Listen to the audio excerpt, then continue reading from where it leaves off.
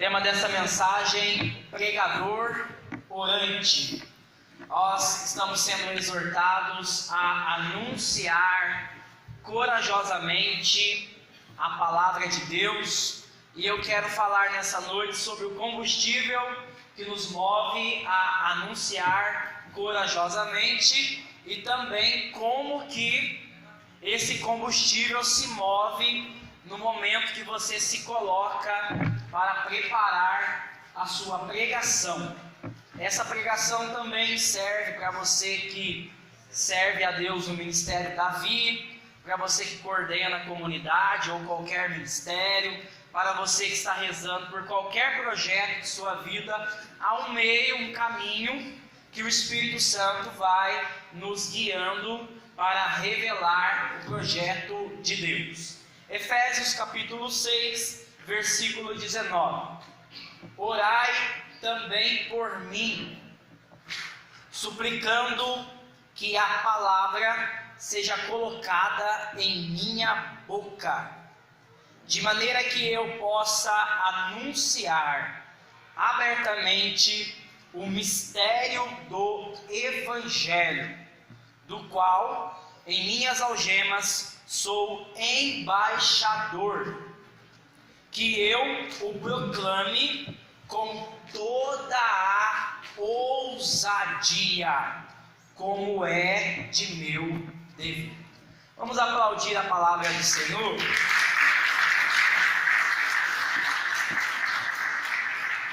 Aleluia. Nesse texto aqui, nós vamos ver São Paulo falando do combate contra o mal. E ele vai terminar pedindo a intercessão da comunidade, a oração da comunidade. Primeiro, para que a palavra certeira seja colocada em sua boca. Segundo, para que os caminhos, as portas sejam abertas, para que ele consiga anunciar abertamente o Evangelho. Terceiro, para que ele tenha coragem, para que ele tenha ousadia para proclamar a palavra, como a todo cristão é um dever, anunciar a palavra de Deus corajosamente. Então eu quero falar sobre o pregador orante. O pregador orante é aquele que, antes de exercer o seu ministério, ele se volta para a intimidade com o Senhor. Ele não anuncia uma palavra, ele não serve a Deus sem antes estar em intimidade com o Senhor, porque ele já entende em sua maturidade espiritual que ele precisa ser totalmente dependente do Espírito Santo. Para isso, nós precisamos cultivar, nós precisamos ter uma vida profunda de oração. Tem um livro que vale a pena você comprar, você ter, que é o livro A Alma de Todo Apostolado. E ele vai tratar desta realidade, dizendo que a alma do missionário, a alma do apostolado, é justamente a vida interior. E ele vai tratar nesse livro, falando um mistério. Qual é esse mistério? Quando você se coloca em oração, você atende à causa primeira. E qual é a causa primeira que governa o mundo? A vontade de Deus. Uma vez que você atinge a causa primeira, que é a vontade de Deus, automaticamente as causas secundárias, o objetivo a qual você ora, já está nas suas mãos. Porque para Deus nada é impossível. E assim o livro aplica aquilo que nós encontramos em Mateus, no capítulo 6, no versículo 33. Buscai, em primeiro lugar, o reino de Deus e a sua justiça. E o que fala a palavra? Assim, todas as coisas serão dadas por acréscimo. Porque sem Jesus, nada nós podemos fazer. Então, quando nós estamos orando, nós estamos buscando essa causa primeiro. Muitas vezes o nosso ministério não tem eficácia, as nossas ações, os nossos projetos são projetos que começam, mas terminam como projetos fracassados, porque nós só recorremos ao Senhor na hora que nós encontramos o fracasso. Então nós devemos fazer essa conversão. Primeiro eu preciso compreender que eu preciso buscar o Senhor. Eu preciso ter uma intimidade com o Senhor. Porque a eficácia da minha vida e de todas as minhas obras está na vida interior. Então o livro vai discorrendo esse assunto, e lá pelas tantas do livro, ele vai citar um santo da igreja chamado São Bernardo. E São Bernardo, ele vai fazer uma analogia. Ele vai falar que nós devemos ser sábios, que nós devemos ser reservatórios e não apenas canais. E como é que se aplica esse ensinamento? Ele diz que quando você reza só para uma missão, que você não tem uma vida interior, você é apenas um canal. Então, quando nós estamos em missão, quando você impõe as mãos sobre alguém, quando você dá uma palavra de sabedoria para alguém, quando você fala de Jesus para alguém, em qualquer circunstância, você é um canal. Então nós aprendemos isso no Ministério Rafael, por exemplo, que quando eu estou rezando para a cura de alguém, automaticamente eu também estou sendo curado, porque a graça de Deus flui através de mim para encontrar o coração daquele que eu estou intercedendo. Nós somos um canal, mas ele fala o perigo de ser um canal. Qual é o perigo de ser canal? É a graça passar por você e você continuar vazio. Então ele fala que nós não podemos ser meros canais. O que nós devemos ser na nossa vida espiritual? Nós devemos ser reservatórios. Por quê? O reservatório, ele faz com que a graça seja derramada, que a água flua para as terras que estão sedentas, que estão secas, mas ele sempre continua cheio. Então esse é o grande segredo. Se você quer ser cheio do Espírito Santo, independente da quantidade de missão que você realiza, você precisa ter uma vida interior. Por isso, no ministério de pregação, antes de você falar dos homens sobre Deus, nós devemos falar com Deus.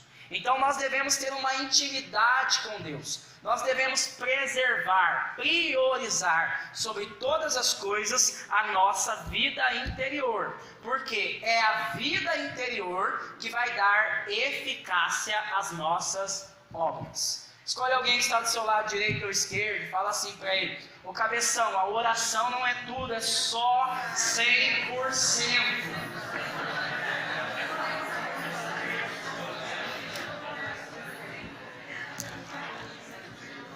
Então a oração é a alma do apostolado. Então você pode ter o melhor carro.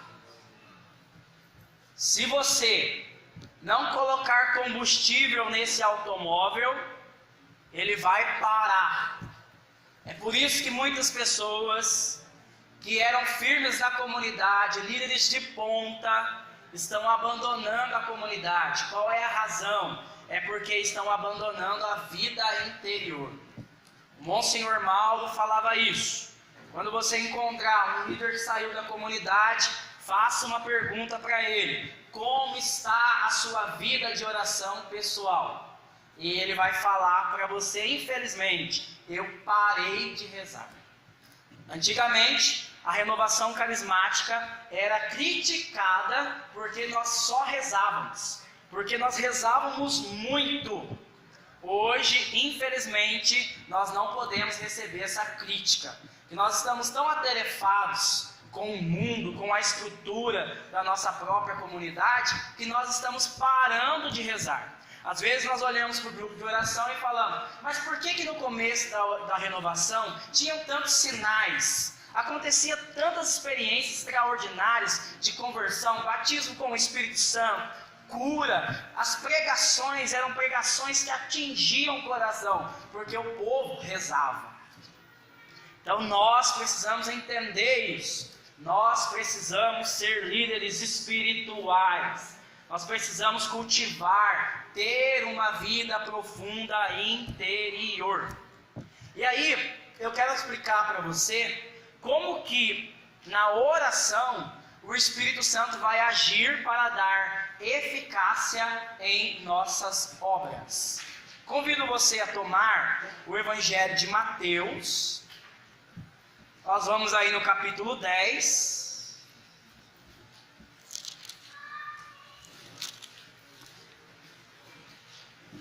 E nós vamos ler o versículo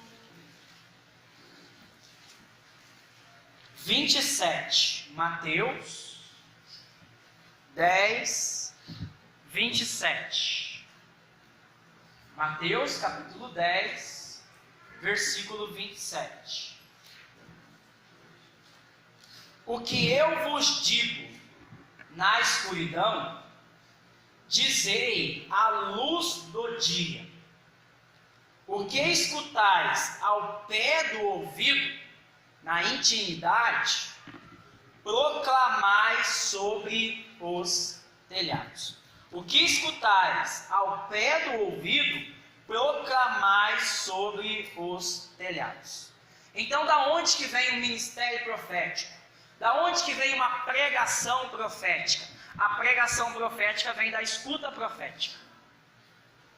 Então, se você desenvolver na sua vida uma escuta profética, se você gastar tempo para aprender a escutar a Deus, a sua vida vai dar frutos, e frutos em abundância, porque nós vamos ter certeza que aquilo que nós estamos pregando, falando, vem diretamente do coração de Deus. Então nós precisamos aprender a desenvolver essa escuta profética.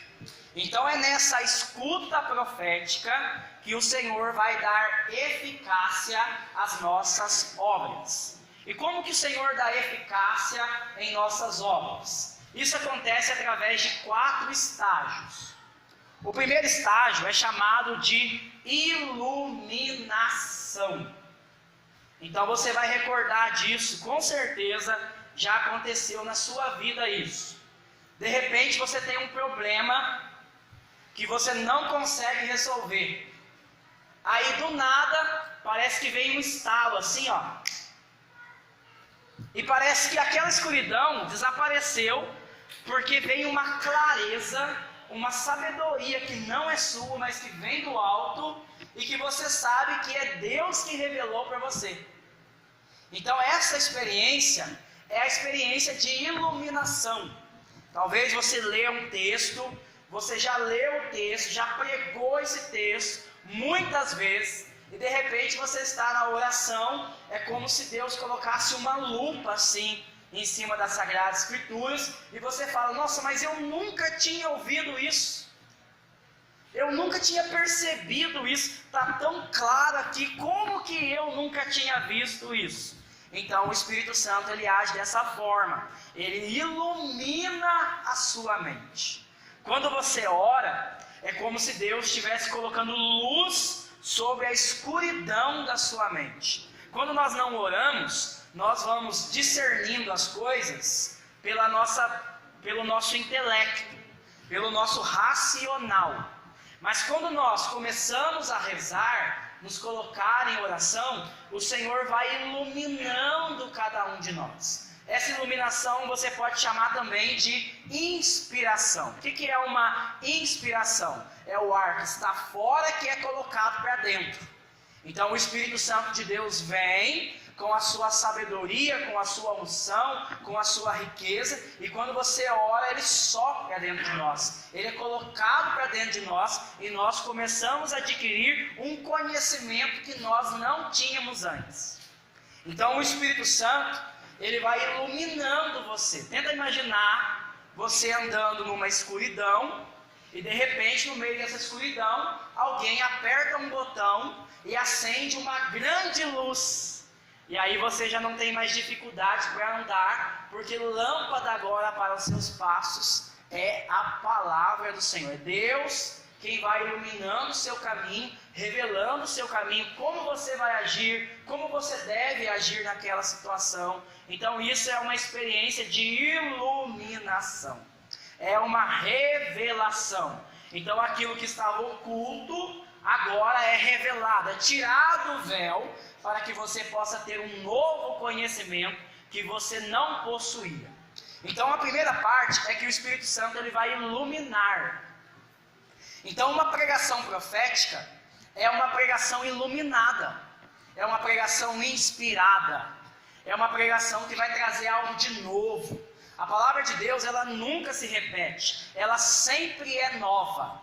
Então nós somos chamados a buscar essa palavra revelada, para que a nossa pregação seja uma pregação nova, uma pregação que possa tocar o coração das pessoas. Com certeza você já encontrou uma pregação, algum pregador, e você fala, nossa, mas parece que falta unção na palavra que ele prega.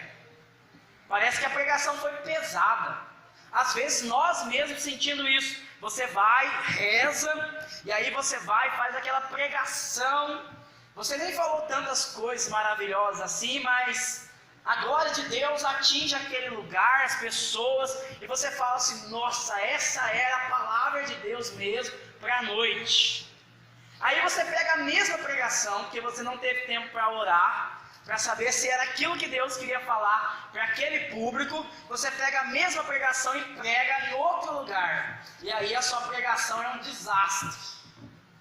E aí você fala, nossa, aí parece que não saiu do lugar. Por quê? Porque não era aquilo que Deus queria falar naquele momento para aquele determinado público. Então nós precisamos entender isso. É desenvolvendo essa escuta espiritual que eu vou ter uma pregação profética. Uma pregação que é fruto da iluminação. O padre Raniero Cantalamessa, ele fala que tem duas maneiras de você preparar uma pregação profética. A primeira é, você começa a desenvolver a escuta profética. Então você recebe um chamado para pregar, a Ângela postou lá na escala, segunda-feira que vem eu vou pregar lá na Samambaia. Então o que eu começo a fazer? Antes de se preocupar qual é o tema, o que eu vou falar, eu vou para a capela orar. Eu vou fechar a porta do meu quarto e vou pedir para Deus, Senhor, revela aquilo que as pessoas precisam ouvir naquela noite. Senhor, o que o Senhor quer falar para aquelas pessoas? Então eu vou gastar tempo escutando a palavra de Deus. Uma vez que eu tenho a moção que Deus quer revelar para aquela assembleia, agora sim eu vou gastar um segundo tempo, que é as minhas faculdades. Aí eu vou pegar o querigma, aí eu vou pegar livros, aí você vai pesquisar na internet, aí você vai lembrar pregações que você já ouviu, você vai colocar a sua sabedoria. Essa é uma maneira que você tem de fazer uma pregação profética. Uma segunda maneira é quando você não tem tempo. Então, você recebeu um convite para pregar no dia e você não vai ter tempo para gastar por causa do nosso ofício, trabalho, os nossos afazeres. Então, o que eu faço nesse dia que está muito corrido e eu não tenho muito tempo para desenvolver essa escuta profética? Então, o que você faz? Você vai, prepara a pregação. Então você pega lá o tema da cartilha, o tema que você vai ministrar, a palavra. Você começa a preparar colocando as suas faculdades. E depois que você preparar rapidamente a sua faculdade, as suas faculdades na pregação, você pega e começa a orar pedindo a Deus que ao terminar a sua pregação aconteça uma manifestação do poder dele. Então você começa a orar para a eficácia da sua pregação. Senhor, eu não tive muito tempo para preparar, o dia foi muito corrido, mas eu quero pedir ao Senhor que toque nos corações, que abra os corações, que derrame o teu poder. Então a gente começa a interceder. Você que é coordenador aí de um pequeno grupo, você pode fazer isso pelo pregador.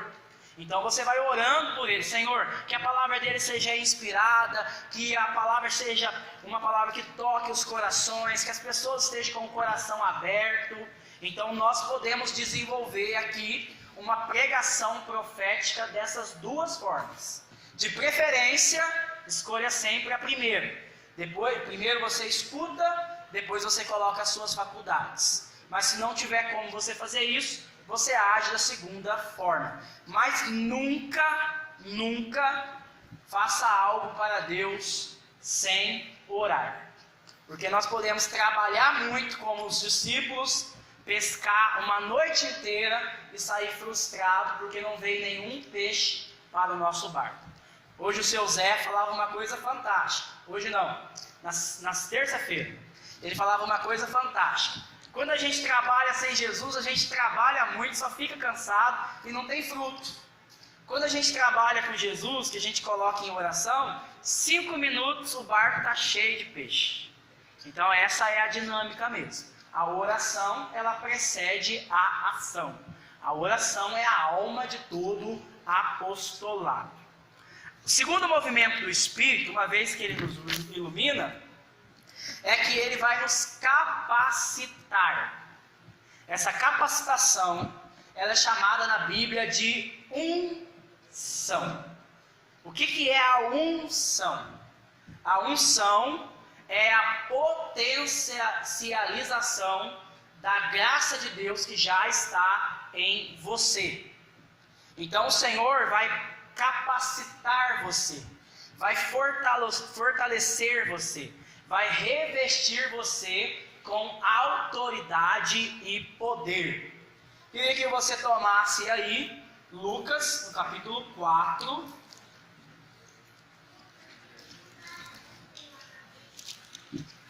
no versículo 18. Lucas 4, 18.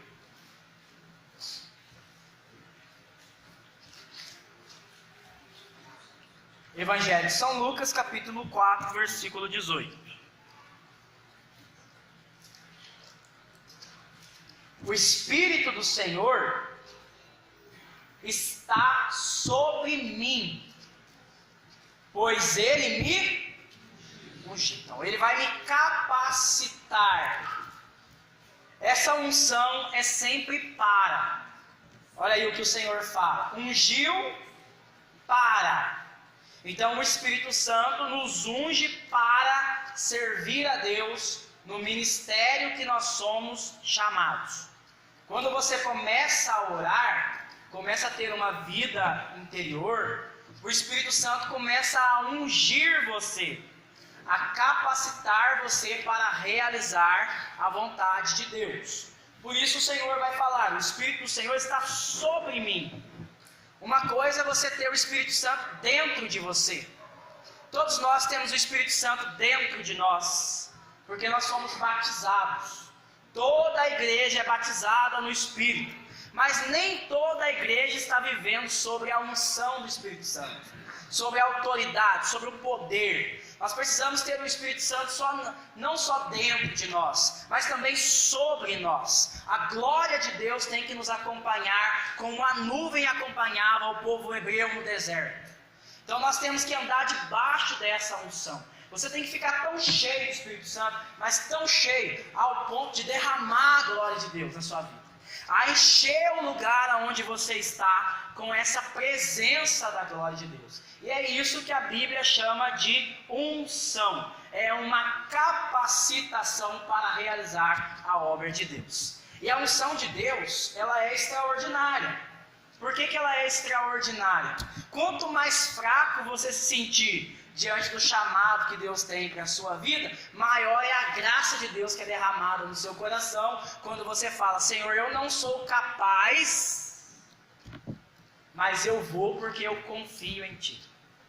Então São Tomás de Aquino, ele fala que a cada nova missão, o Espírito Santo dá uma nova unção. Então se você quer experimentar uma unção transbordante, não diga não por causa dos seus medos. As oportunidades de Deus, os presentes de Deus, para o nosso crescimento espiritual, vem disfarçado de serviço. E como nós não oramos, a gente está correndo o serviço. Nós estamos correndo as oportunidades que Deus nos dá. Quanto maior é o desafio, maior é a unção que vai ser derramada. Ou você acha que Deus não vai capacitar você, que Deus vai abandonar você na hora da prova? Não! Então, se Deus te chamou, Ele vai te capacitar. E como é que Ele vai me capacitar? Por meio da unção. Ele vai colocar na sua boca aquilo que Paulo estava orando. Orem por mim, intercedam por mim, para que a palavra seja colocada na minha boca. Então São Paulo ele vai reconhecer a fraqueza dele. Ele não tinha um grande dom de oratória, mas ele tinha unção. Então é a unção que vai fazer diferença no teu ministério. Lembre sempre diante disso. Quando se levantar um Golias diante de você, faça como Davi. Vai para cima do Golias. Anuncia a palavra de Deus corajosamente, porque o Senhor vai te dar a pedra certa, a palavra certa para derrubar o gigante. Uma palavra no poder do Espírito Santo tem poder de derrubar qualquer gigante. E essa força não vem de nós, é poder de Deus, é unção. A unção de Deus, ela age de 3 formas. Ela age no evangelizador. Então o Senhor vai capacitar você, te dando a palavra, te dando as capacidades. Segundo, ela vai agir na palavra, para que seja uma palavra ungida, uma palavra profética. E terceiro, ela também vai agir no coração daquele que você evangeliza. Então, quando você pregar na unção, você só vai emprestar a sua voz para Jesus, que é a palavra, tocar os corações. Então, o Espírito Santo de Deus, ele vai abrindo os corações. Então, uma coisa que nós precisamos aprender sobre a oração ela apressa a conversão. Então, os santos da igreja diziam: é melhor 10 carmelitas a rezar do que 20 missionários a pregar. Por que Santa Teresinha é a padroeira das missões, se ela nunca saiu em missão, se ela sempre ficou no convento? Porque todos os pregadores itinerantes, que eram grandes pregadores na época de Santa Teresinha, antes de pregar, eles iam aos pés de Santa Teresinha e pediam: reza por mim para que Deus possa abrir os corações, para que eu possa pregar a palavra de Deus. Então a igreja sempre soube disso. E por isso ela vai nos ensinar que nós devemos ter uma vida interior. Vou te dar um conselho, pregador. Procura alguém do Ministério Moisés, agarra na perna desse intercessor e fala para ele: dedica para valer um tempo da sua vida para rezar pelo meu ministério. Por quê? Porque a oração precede. Terceiro, uma vez que o Espírito Santo nos dá a unção, o Espírito Santo vai trabalhar também numa terceira forma. Qual que é essa forma? Através da nossa formação. Então você precisa crescer no conhecimento da palavra de Deus. Muitas vezes nós não possuímos uma grande unção, um ministério profético, porque nós somos preguiçosos. Então o Senhor está te dando um talento, está te dando um ministério, e você não pode enterrar esse ministério por causa da sua preguiça. Então nós não podemos ficar naquela tentação: eu já sei que o Espírito Santo me ilumina, eu já sei que o Espírito Santo vai me ungir, então eu não vou preparar a pregação mais não. Eu vou chegar na hora lá, eu vou ser ungido, e eu vou falar aquilo que Deus quer falar. Não. É a mesma coisa do jovem que vai para o Enem, não estudou o ano inteiro, relaxou o ano inteiro, chega lá no Enem e fala: ó Espírito Santo de Deus, revela aquilo que eu não sei. É lógico que ele vai tirar 0 na prova. Então, nós precisamos nos formar. Por que eu preciso me formar? Porque é a formação que vai te dar convicção daquilo que você está pregando. Então o pregador que não se forma, ele deforma a comunidade. Então nós temos que tomar cuidado com isso. Jesus vai falar no Evangelho de São Lucas, no capítulo 6, nos versículos 39 e 40. Se um cego guia o outro, caem os dois no buraco. Todo discípulo bem formado, ele se tornará como um mestre. Então nós precisamos buscar a formação. Você precisa buscar a formação da comunidade, mas você também precisa ler, você precisa buscar conhecimento do magistério da igreja, ler o catecismo da igreja católica, buscar uma formação para aprofundar as suas convicções. O pregador que não se forma, na sua pregação ele corre 3 riscos. O primeiro, falar asneira, ficar pregando heresia.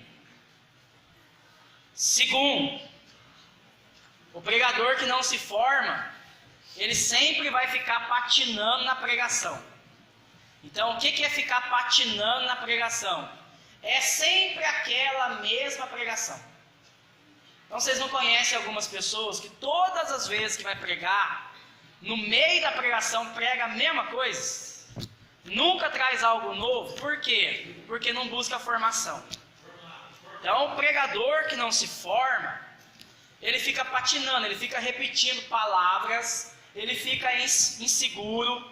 Por quê? Porque ele não busca a cooperação com a graça de Deus nele.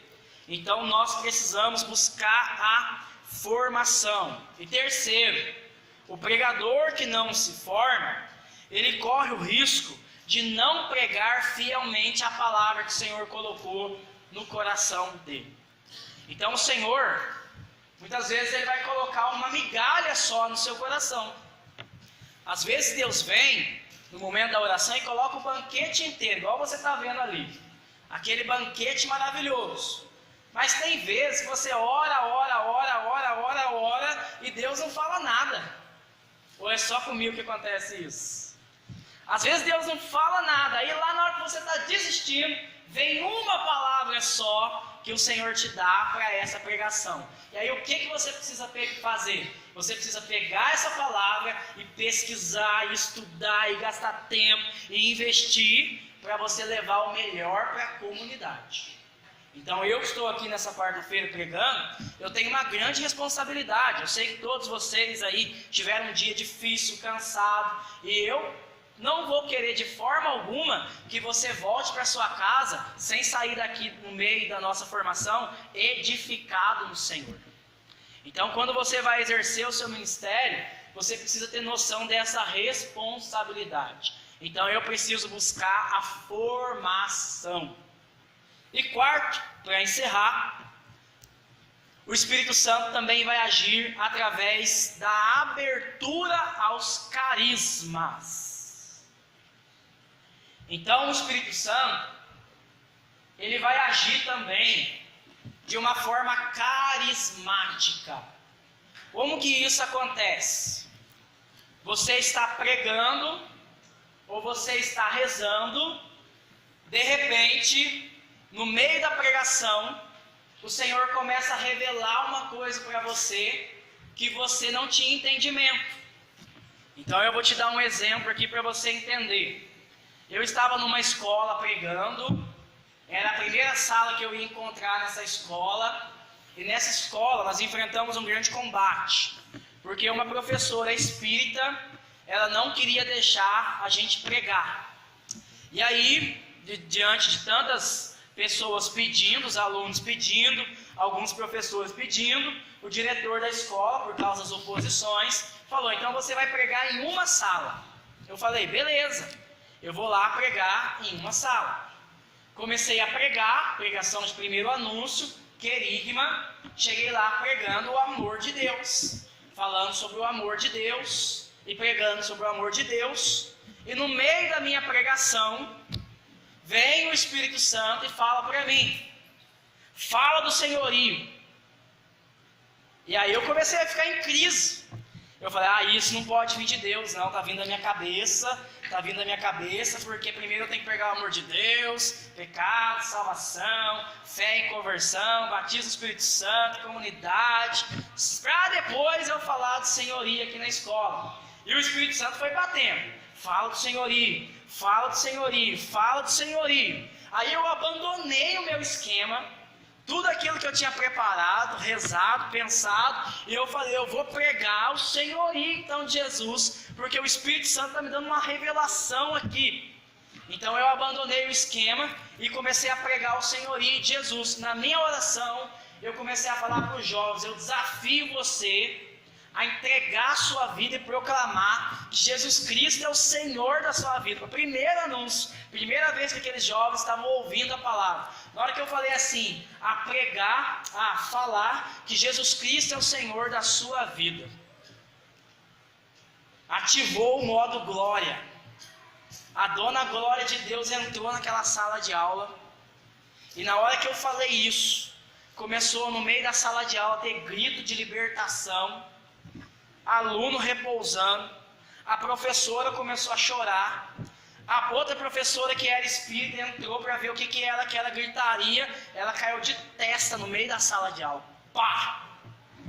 E aí a escola inteira veio para ver o que estava acontecendo naquela sala de aula. Eu parei de rezar, encostei as minhas costas na parede e fiquei assim sem entender nada. Por quê? Porque o Espírito Santo de Deus queria me surpreender naquela sala de aula, falando que quem tem o controle de todas as coisas é Ele, não eu. Então o Espírito Santo, ele age através dos carismas. E nós precisamos ser mais ousados. Nós precisamos ser mais louco, mais corajoso. Muitas vezes Deus te dá uma palavra aqui, a gente faz um momento de silêncio, você fica com medo de falar. Ai, não vou falar, não. Porque se não for de Deus, não vai acontecer nada. Mas e se for uma profecia que Deus está dando para você falar nesse exato momento e você levou a palavra de Deus embora para sua casa? Então nós precisamos ter essa docilidade, ter essa abertura, saber que no momento que eu estou pregando, ministrando a palavra, o Espírito Santo de Deus, ele vai agir de forma poderosa através dos carismas, para que os sinais, prodígios e milagres aconteçam no meio de nós. E tudo isso acontece quando nós nos colocamos em oração. Então eu quero convidar você, nessa noite, a fechar um pouco os teus olhos. Esse é o momento mais importante da formação nossa. Porque a formação não vem só pela minha pregação. A formação vem pelo Espírito Santo que trabalha no seu coração com a palavra que foi ministrada. O Espírito Santo quer formar você nessa noite. O Espírito Santo quer forjar você. O Espírito Santo quer te iluminar, quer te capacitar com unção, quer abrir você ao entendimento da importância da formação, quer manifestar os carismas na sua vida, para que você possa ter uma vida interior, profunda e um ministério cada vez mais eficaz.